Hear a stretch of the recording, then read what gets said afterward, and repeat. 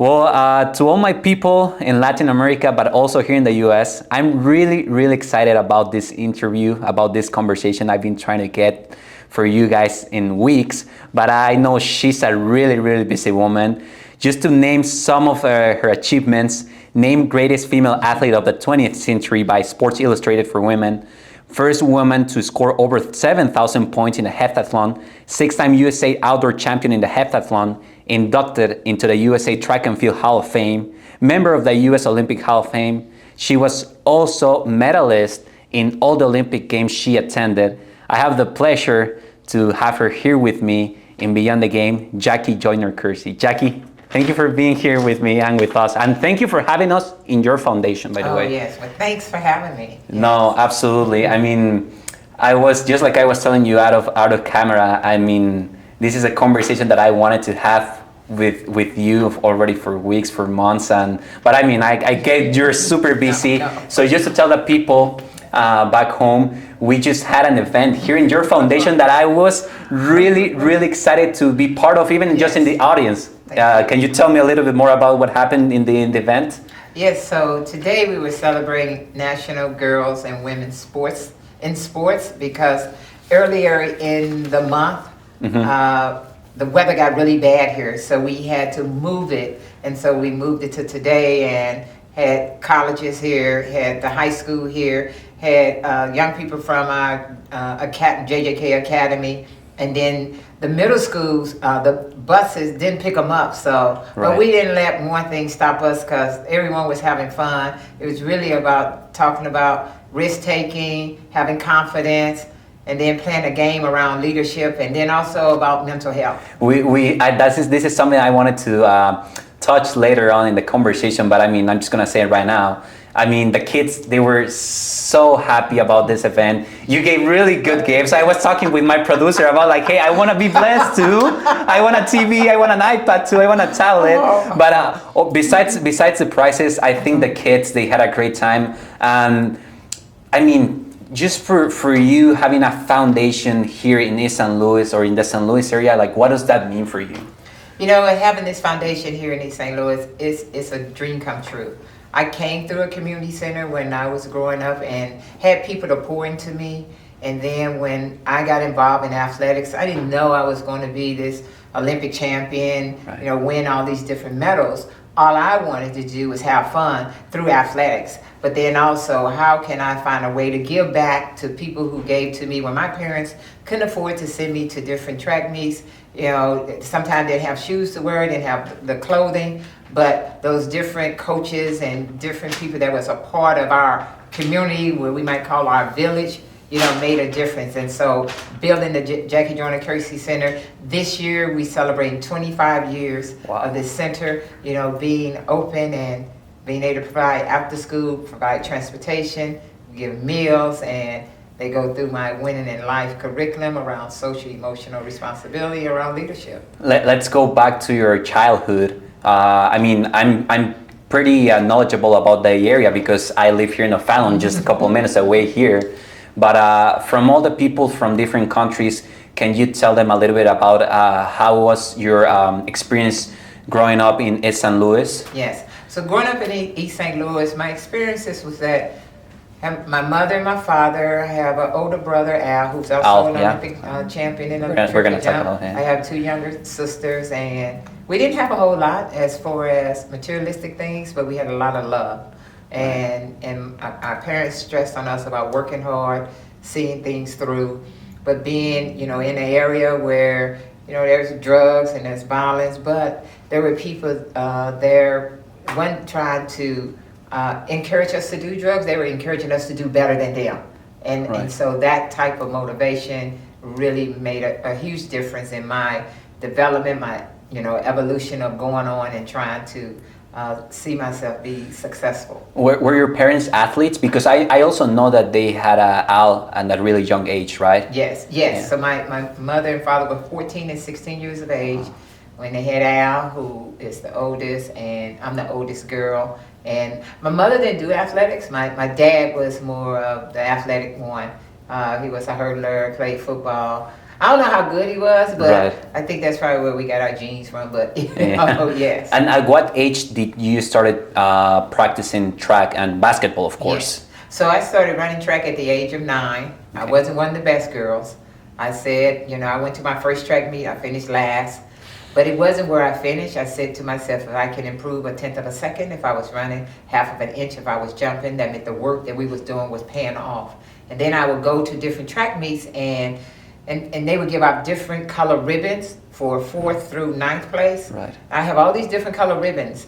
And then I look to the right of me, and then you see 1, 2, 3 there on the podium. And I said, I got to learn how to get on the podium.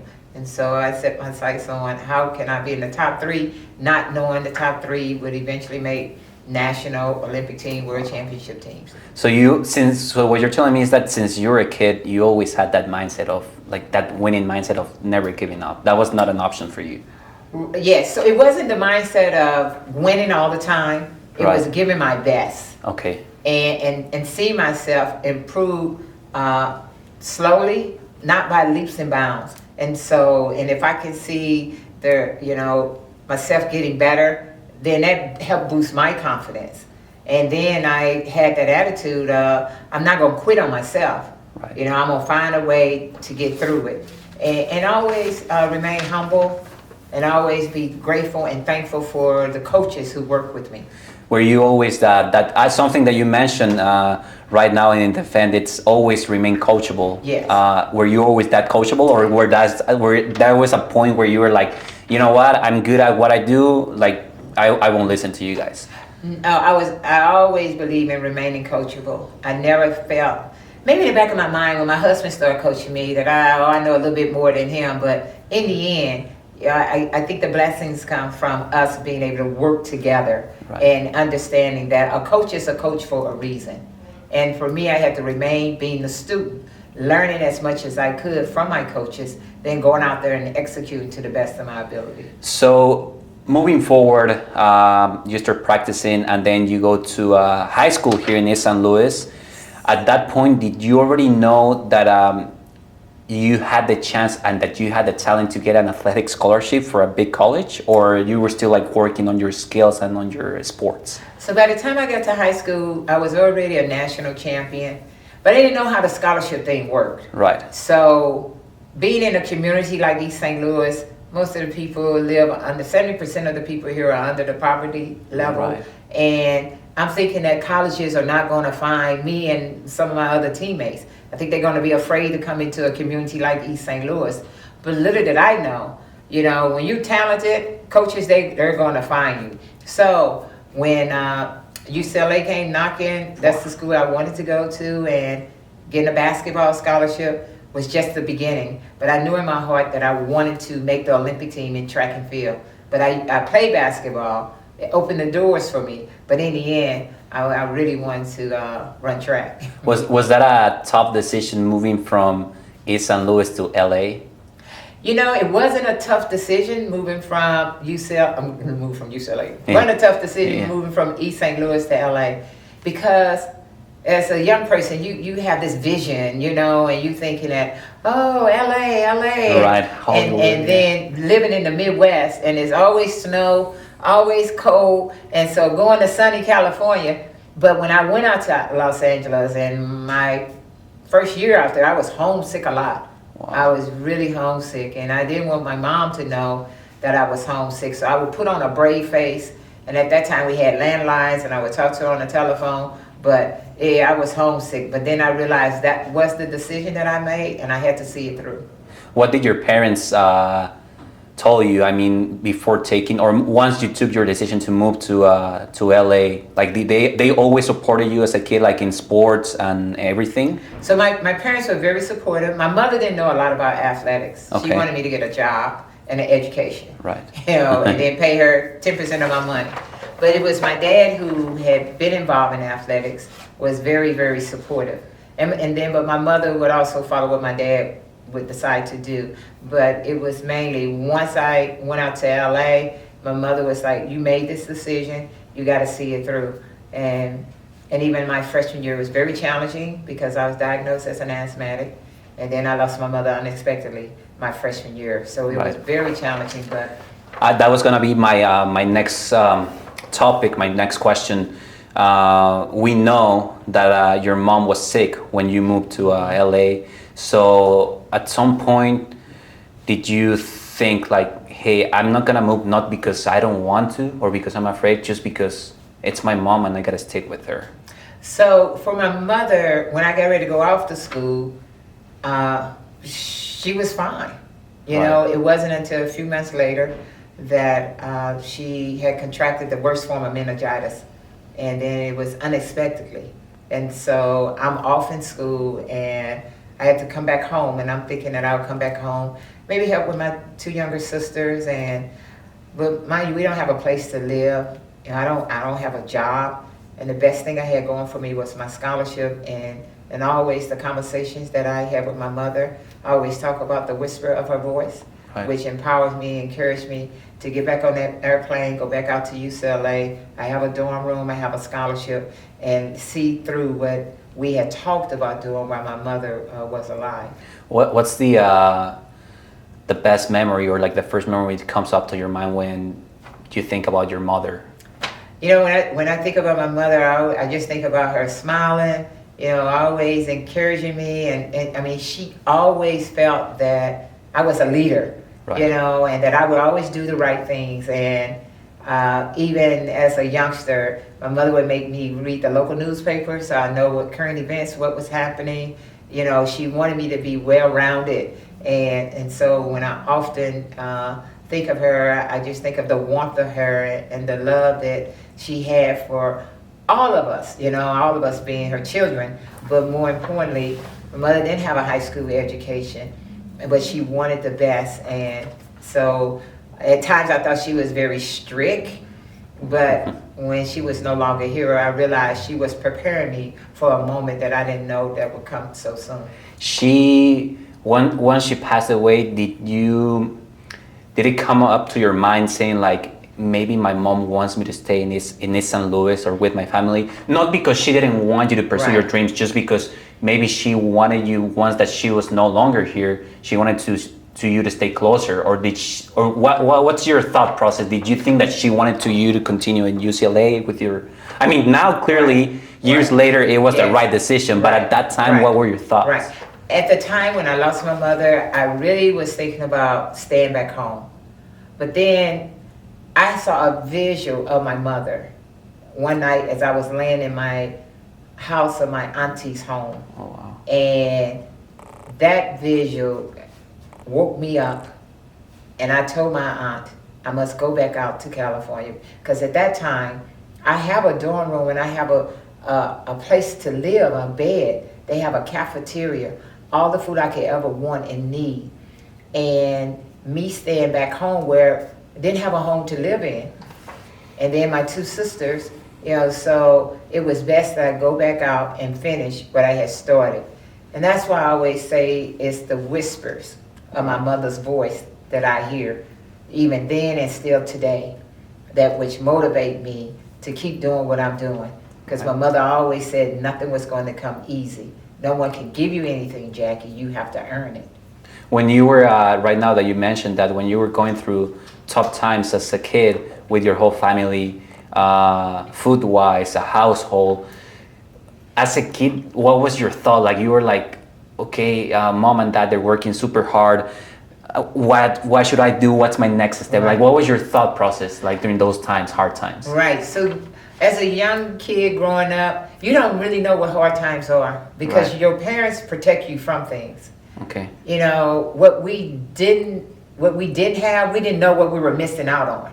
Right. So we lived in my great-grandmother's home. You know, she would get Social Security, and then we would get food, and that was good. Sometimes we didn't have heat in the home, but it wasn't like we complained. It was like, okay, we're gonna put the blankets up. We all gonna huddle in the kitchen and get by the oven and try to stay warm. And the thought never crossed my mind like it could be better. Right. You know, because I saw how hard my mother would work.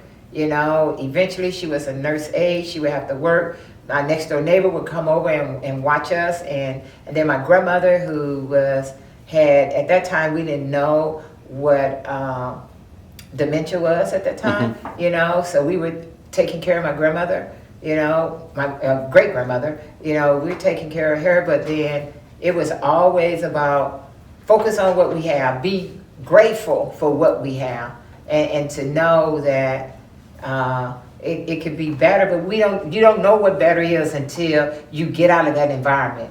Right. I didn't know we were poor until I got out and realized, And you moved to Hollywood, from East St. Louis to Hollywood, exactly, right? Exactly. And it's like, so that's why I am constantly reminding myself to never forget where I come from. Right. No matter how good it gets, to remember.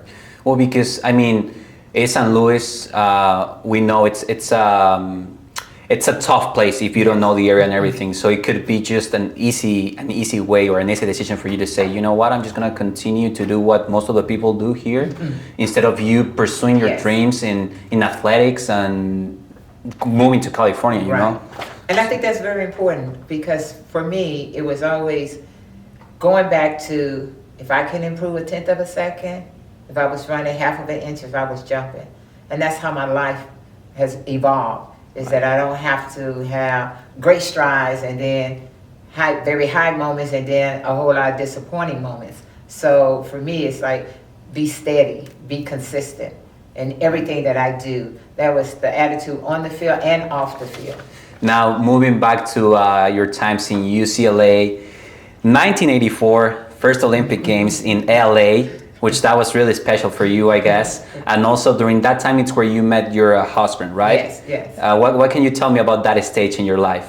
So, being at UCLA, I went there in '81, and Bobby was the coach, the assistant coach, and I'm training with Flojo, Jeanette Bowden, Valerie Briscoe Hooks, Alice Brown, the best in the world. And so I'm a multi-eventer, and at UCLA at that time, heptathletes had their own coach. Right. Bobby coached the sprints and the hurdlers, and most of the time the heptathletes, we're sitting over there like, what about us? And eventually we went to nationals and we didn't do too well. And then Bobby became the overall coach. And so in the beginning with Bobby and I was hurdles, blocks, how fast, how can I improve you? There wasn't a romantic relationship, but we spent so much time together that we got to know each other. And then once I left UCLA, because in '84, I took a year off from school to just concentrate on making the Olympic team. And I made that Olympic team. Then I went back to school in '85 and graduated. And then '86, Bobby and I, we got married. And how was that first Olympics for you? Because I'm assuming all of them, they're great. I mean, you were medalist in all four of them. And of course you had gold not in '84, but still, like, how was your first experience? Because always the first experience, it's impressive. I mean, see all the atmosphere and see what Olympics are about. I think most of the people, they mention what does that mean. And mostly that you were in LA too. Right. LA was, I wanted to be in the Olympics, and then once I made my first Olympic team, I didn't realize how nerve-wracking. I was so nervous. I was dealing with a hamstring injury, and I didn't know how to just focus on executing. I kept saying, my leg got a bandage on it, something must be wrong. So as I'm performing, I'm not, what I say, thinking like a champion. Right. I went to the start line looking for an excuse because I had a bandage on my leg. And even though I ended up with the silver medal, but I knew in my heart that I had the ability to be a gold medalist, because Glennis Nunn from Australia, not going to take anything away from her, she won that gold medal, but it motivated me to leave Los Angeles, put in the work, and understand that it's not just the physical, mentally, because things happen, and you have to learn how to adapt and adjust. So what you're telling me, it's that two things. The way that champions think or they process think is like, no matter the circumstances, and you said this right now in the event, no matter like what's going outside of you, you had to focus on yourself. If you have an injury, you have to deal with that. Yes. And also don't focus in your other competitors, you focus on yourself. Focus on yourself and understand that there is no perfect race. Right. There's not a perfect day. we can come close to it. But even if we don't get close to the perfect day, don't second guess yourself. And so in my situation, at 84, I'm dealing with an injury. So I'm not even thinking about going out there executing. I'm like, oh, something wrong with the leg. And that's how I perform. And I realized when I left those games in Los Angeles, missing the gold medal by 5 points. Right. And a silver medal is great, but when you know you can be a gold medalist, then I had to go back to the drawing board and figure out, learn how to adapt when things happen. Don't just be positive when things are going well. Even through dark times or difficult times, try to find a little glimpse of hope with positivity to get yourself through it. So once LA finished, in your mind, it was already like, gotta get back to work. Yes. Gotta get back to work, and then I'm going for 88, and I'm going for the gold medal. And not only that, I accepted the fact that my coaches had me ready. Right. I didn't believe I was ready. And so once I looked in the mirror and talked to the person that I saw, which was me, like, Jackie, you didn't do what you were supposed to do. What do you think you thought at that time that you were not ready because of the injury? Yes, Okay. because I had never been injured before. Okay. So because I had never been injured, I don't know how, I'm used to my legs firing up, going and doing what, and so, but if you're going to be in athletics, there's a possibility you're going to get injured. And you got to learn how to adapt, because those are the different obstacles that are placed before you to challenge you, challenge your character, and challenge if this is something that you really want to do. Plus, at that time, you were already diagnosed with asthma, right? Yes, yes. So that was like also as something Right, extra. right. But Yes. so from what I'm perceiving of what you're telling me, it's that there's no place to feel sorry about yourself, right? No. Never be a victim. Right. You can't be a victim because time doesn't stand still. Right. You learn from it, you move on, and you try to improve upon it. And how do you become better, both as an athlete and both as a person? Because in life, things happen. How do you adapt? How do you adjust? Right. You know, you don't give up, you know, and it's easy to say, oh, it's been easy to say, oh, I didn't do well because of my leg. No, I let people know I didn't do well because I wasn't mentally tough. Right. And I gotta, you know, learn how to be mentally tough. Now, just like you said, you graduated, which that was a great achievement too. Yes. Also, you got married in '86. You said Yes. that. And then, how was those 2 years with Bobby? Like your marriage. Now he's also your husband, Right, but he's right. also your coach. Yes. How was, just like you mentioned it before? Was it like a little bit tough at sometimes distinguish like, hey, this is practice time, or like this is like our personal life? Like how was that dynamic the first couple of years? You know, for me, I think sometimes I straddle the fence, challenge him as my husband when he's doing the coaching. Right. I would do that a lot. But then I realized that Bobby's not only coaching me an Olympic champion, we got several Olympic champions around us. And so I had to learn to respect Bobby as my coach. Right. You know, and his knowledge, and know that the combination of us makes for a winning combination. And so being the student, I learned to be the student. It has nothing to do with our personal relationship as husband and wife. It was more that Bobby wanted me to go out here and do X, Y, Z, and sometime I would bring it into the home. So we lived in Long Beach, California, Nice. and our one home we had a makeshift garage, and we turned it into what we call the madhouse. Okay. So, with a mad room. So the mad room is that when we had a disagreement, we would go out there and discuss whatever it was that I might have an issue with or whatever disagreement before we brought into the main part of the house.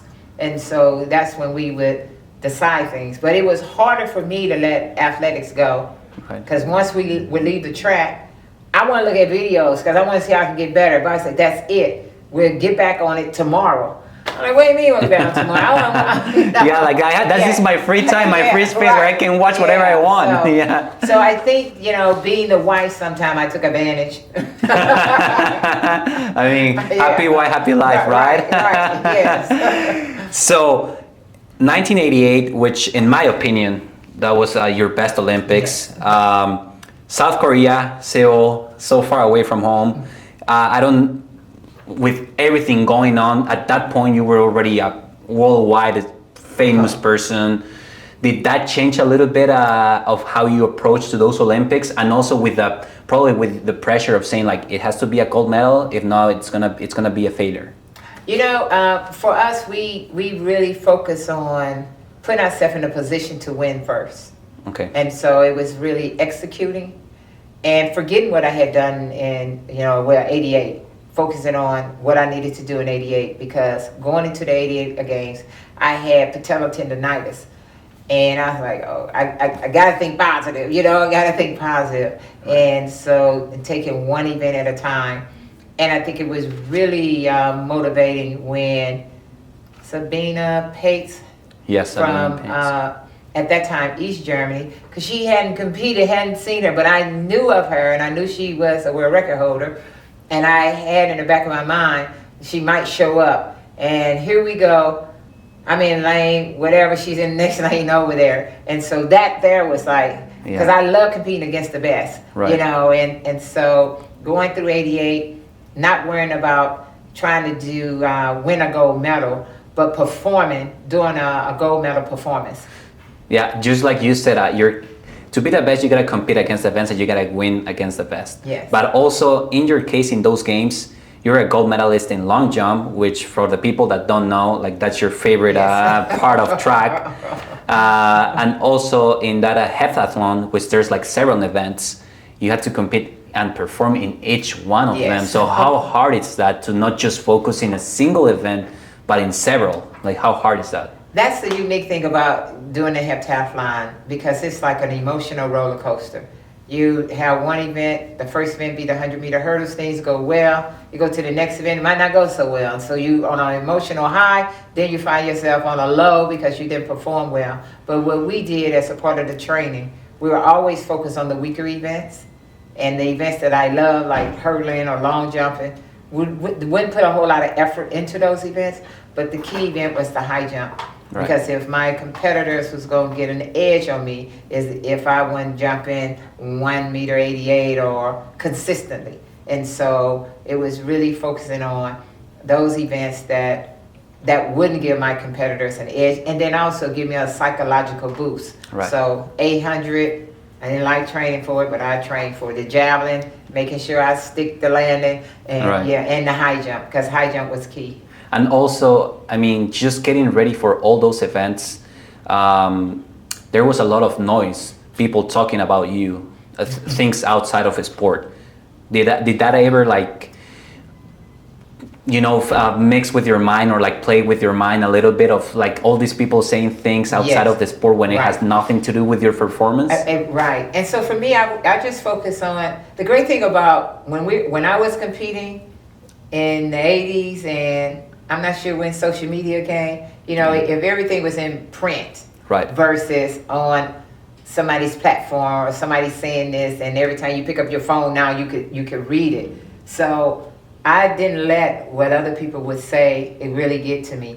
Sometimes it will get to you, but then it's like I can control, because I think it's another game outside of the games, because if I can find a way to distract you or cause you to be off kilt, then people would say things, and then there were people that would be for you, and then people would be against you. Right. So once, I think of course you won the 2 gold medals. At that point when you won all this, did you think like, hey, this is my peak, this is the top, or should I keep going?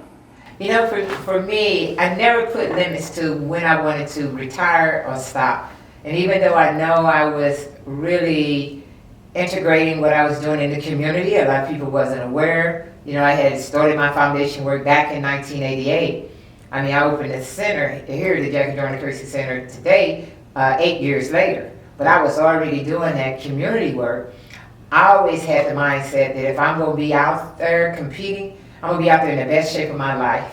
And I'm not going to put a limit to when I want to retire. When it's time to leave the sport, I know it's time. Because sometimes I think you can be premature and say, oh, I'm going to retire at this time. And then you never even get to that that moment or that time. Well, yes, because of course, I mean, it was clearly a good decision because it happened in Barcelona in 1992, which you were also a medalist. What can you tell me about the difference between Barcelona and LA? Because clearly what we noticed is that between LA and Seoul, sorry, South Korea, it was that mindset that you said, I don't want to feel sorry for myself, things might happen, shit happens, but I'm just going to move on. Now, between South Korea and Barcelona, what was the process? So the mindset going from South Korea to Barcelona, now most people think that, oh, you just think about this every 4 years. But every day we were training, it's like an Olympic year for us. Right. You know, and the events, the title of the event might change. And to you had the World Championship in Tokyo in 1991. Yes. And so I knew at World Championship, because I was on the verge of really scoring a great score. Thought I probably would have broken my world record in Tokyo, but then I got injured in the 200 meters. And that's when they changed the scheduling around. Mm-hmm. Usually they have Taflon as first, long jump days later. They did the long jump first, which I won the long jump competition, but then by the time I got to the 200, my leg gave out, which was devastating. But I just think that the difference, it wasn't really a big difference. It was really, because you don't know, when you're in the competition, you're just competing. All of a sudden you start hearing, oh, you're gonna win back to back. Okay, I'm like, what are you talking about, back to back? Right. But you know, you're not thinking about that. Right. So a lot of those things I didn't think about because I didn't want to put undue pressure on myself. Because sometimes I didn't know when people are asking, do you feel the pressure? I'm like, no, I don't feel no pressure. But after the event was over, I could tell I was under pressure because it seemed like my shoulders became lighter. And I'm like, oh my God, maybe that was it. So you're so much under pressure that like you don't think about anything. Right, you don't even think about pressure. You don't think about it, and because it's just a normal feeling. But that's not a normal feeling. It's not until you have executed and done everything, then you feel a sigh of relief. And it's like, oh, okay, that must have been the pressure they were talking about. But that's good, right? Because that means that you're focused on what you're going to do, right? Yes. So I'm moving a little bit forward with this because you just mentioned it. Your world record. It's been 40 years, 41 years. How does it feel like? I know everyone has an ego. So, do you want that someone breaks your record anytime soon? Or like, how does it feel that you haven't been broken at least in 41 years? Like, that's insane. You know, when people talk about records are made to be broken, I don't want my record broken, but if someone, you know, I see there's a lot of talent. I see there's one person I keep my eye on that I think have the ability stay healthy, and I think she has the ability to do it. Right. You know, but I do think that the multi-events, to me, what makes a great multi-eventer is someone that sticks with the events. Even if you're a great hurdler, great jumper, then don't decide just to go do the single events. Right. And I think we have lost a lot of great multi-eventers because they might run the hurdles well, they might do, I think at one time, Kendall Williams, very good threat, but then she go run 1250 something in the hurdles. Yeah. Then she give up the heptathlon. And I look at Anna Hall, to me, have all the tools and all the ability to come close. To come close, but not break the record. We'll see. I think she could. I think she could. I think she has the ability to. I think she has the ability to break my world record. Not only the ability physically, but mentally. But mentally. And the way she attacks, she loves competing, and that's what I love about Anna, is that she loves competing. She enjoys what she's doing. The key is just keeping her healthy. So competitive people are the ones who usually achieve things? Is that how it works? You gotta be competitive? I think it's one thing. I think anyone and everyone have the ability to achieve. Okay. I think it's your mindset. Right. And I think, and then also not being afraid to go up against anyone. So the underdog always have the luxury of not feeling the pressure because no one expects for you to win or to do well. Right. So I look at the Super Bowl. It was great to see Philly win the Super Bowl, but I was hoping Kansas City could do it because they were the reigning champion. And I see myself in them because people love to build up champions, and as soon as they get there, they try to tear you down. Why is that? I just think it's just the nature of the beast, Right. and the mindset of people. Yeah. But so I do believe that you have to want to be competitive, and then also in being competitive, you have to know your limits, and you have to know what you can and cannot do. And it's one thing to be a talker, trash talker, Right. and it's another to just get out there and compete to the best of your ability. So what do you think it was harder for you to reach that gold medal from 84 to 88 or to defend the gold medal from 88 to 92? I think for me, I think they all had life lessons in there when it comes to sports. From 84 to 88, it was, okay, can you do it? Right. And then being able to execute to the best of my ability, and then coming away with a gold medal or double gold, then going to Barcelona. Now, all I'm trying to do is just to perform to the best of my ability, because I always want to outdo myself. Right. And it was nothing that no one else knew. It was like, can I outdo this? You know, because when I look at the times and the distance, it's like, wow, if I could put this here, put this there, because when I would take all my best scores and best times and distances, if I put all of them together, I would have scored over 7,600 points. Wow. Yeah. Yeah. But that never happened. Oh, yeah.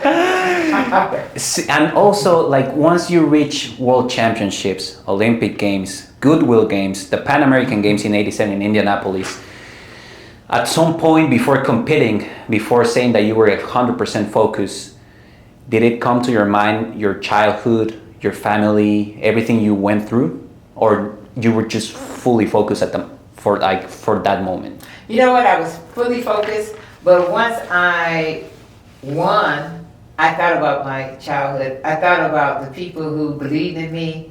When I stood on top of that podium, and you know, you're like, you're strong, I'm not going to cry. Right. And the emotions that you cannot control just take over. And it's because of so many people who didn't even think I could get there. And I'm thinking about those individuals, but I'm also thinking about the people who, Coach Fennoy, Coach Ward, all the different people who believed in me and who helped me to get to the top of that podium. And that's something really important that takes me to my next question. Clearly, super successful athlete. I mean, not only to a sports magazine. I mean, I think that anyone in the world can argue or say that in 20th century you're like best female athlete, for sure, top one. After all those Olympic Games, all those achievements, why come back to East St. Louis? Why not I mean, you could be anywhere, honestly. You could be, again, in Long Beach, in California, which I bet that you loved it. You could be in, I don't know, New York, Miami, London, Paris, whatever you want. Why come back to East St. Louis to be here instead of just visiting? Right. The reason I decided to come back because I came through a community center and people believed in me. And I thought it was very important that our young people touch me, see me, hear from me, not just watch me from a television or read about me in the newspaper, to know that it is possible. If you put your mind to it and you work hard in life, you can do anything. And a lot of times when I'm around, they go, oh, Miss Jackie, you should be in Hollywood. I'm like, no, Hollywood is where we make it. Right. And I wanted to build a community center, not just with my name on it, but a community center that would have my heart and soul in it. From the people that we hire, the staff that work here and work with the people. And so I always talked about when I was 18 that I wanted to open a community center, because when I lost my mother, I was at the hospital I wanted to go somewhere where people poured into me, and it was the community center I grew up in. Little did I know, when I walked up the walkway, went to open the door and it had padlocks on it, and I started thinking, where do the young people go? And I didn't know you would need resources and money to open up a center, but from the time I was 18, I said that I would either open that center or build one. For you, what I see and then what I've seen the last year that I've been here, it's that it's not just a community, it's family for you. Yes. All the people that works, not for you, that works with you, yes. And also all the kids that you inspire their family to you, right? Yes. It's something that, I mean, I'm not saying this because I'm here with you, or because, you know, I consider you a friend, but I'm saying this because I've seen it. I mean, I see the kids, how they look up after you, and also like all the members that work with you, they always, I mean, just building this. I wish I could show everyone your foundation just to show how amazing it is in an area like this, and how much impact does it make. Does that make you feel like prouder than your sports achievements? You know what? Yes, because I think this is one of my greatest achievements, building this community center, and because I know this work would will outlive me, but the most important thing is that it's in the community of East St. Louis. We're changing lives, we're impacting lives, and to know that we service over 10,000 families annually. Wow. Serves over 50,000 meals, you know, provide transportation, you know, so it is truly a blessing to be in this position, but I know that I have had a great team around me to help and support what I want to do, and they're happy with my vision and mission, but I'm so grateful, you know, to our staff and to my board. Yeah. I know you probably have been asked this question 1,000 times, but it's for me it's really important to the audience to hear about it. Do you ever stop and realize everything you've achieved in life? Like, since you were a kid coming from East St. Louis and going through a really tough childhood poverty, and then going to California, and then your mom passing away, and Olympic Games, World Championships, community center. Do you ever like actually get home and talk to someone or stop and say like, wow, this has been amazing? You know, no, not really, because it's just like, to me, I do take a breath, and I take a deep breath, and I'm so grateful, but I'm also reminded by the work that still needs to be done. And just like when I was on the athletic field, I don't say, oh, that's it. I just keep doing it. Because once I start saying, oh, look at this, look at that, oh yeah, no. Right. You know, so for me, it's being able to say, yes, look at what we have done, but look how much more we have to do. Because everything is forever changing, and the evolution of change, and knowing that the families that we serve, and so, but I'm very, very grateful though, and I do not take it for granted. So you wouldn't say that as today, you wouldn't say like, I already make it, like everything I already won in life. You wouldn't say that? No, because okay. I think it's very important to live each moment like it's your last. Right. And to know that there's still work that needs to be done. And to me, saying that I made it, or anything along those lines, it's like putting a period. No. Right. It's still work. It's a journey. And it's a journey that I'll be on for the rest of my life. In 60, 70, 80, 90, 100 years from now, how would you like people to remember you? What would you like people to remember about Jackie Joyner, and what would you like your legacy be about? And I'm talking about, it could be anything, sports, yes, personal life, whatever. How would you like to be remembered? I think my legacy, I would like for it to be remembered by the impact and the relationships that I've had with the students who have come through the center. Those who would come back and be able to tell the Jackie Joyner-Kersee story.